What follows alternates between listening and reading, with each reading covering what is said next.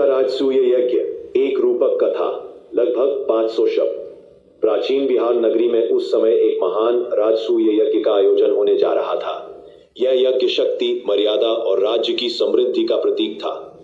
यज्ञ करने का उत्तरदायित्व धर्मनिष्ठ राजा मोहन दत्त पर था, जिन्हें प्रजा सम्मान पूर्वक राम स्वरूप में देखती थी, धैर्यवान, संयमी और लोक कल्याण को समर्पित।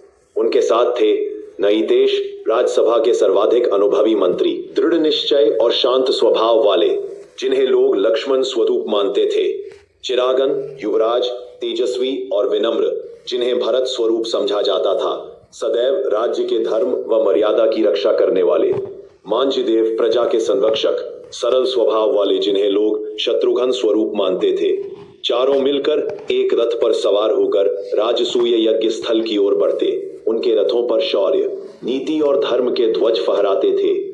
उनके हाथों में धनुष थे, पर ये धनुष हिंसा के नहीं बल्कि नीति, सत्य और दृढ़ता के प्रतीक थे।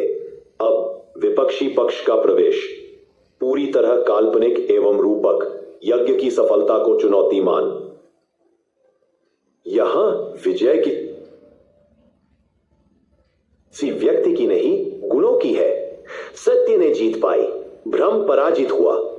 यज्ञ की सफलता को चुनौती मानते हुए विपक्षी सभा भी अपनी शक्ति प्रदर्शित करने को तत्पर थी। उस सभा में थे राहुलानंद, लालायुग, तेजपार्थ और पापयुग।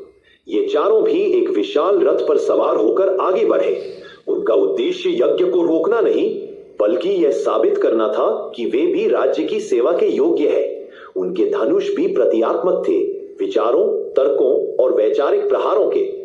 राजसूय मैदान में वैचारिक संघर्ष, जब दोनों रथ आमने सामने पहुंचे तो समस्त बिहार नगरी सांस रोककर देखती रह गई। हवा में ताने गए धनुषों की डोरें मानो समय को चीर रही थी। पहला प्रहार विचारों का था। राजा मोहन दत्त ने कहा, राजसूय यज्ञ का उद्देश्य विभाजन नहीं, समृद्धि और विकास का मार्ग प्रशस्त करना है। विपक्ष के राहुल आनंद ने प्रत्युत्तर दिया, समृद्धि तभी संभव है जब सभी की आवाज सुनी जाए, केवल एक पक्ष की नहीं।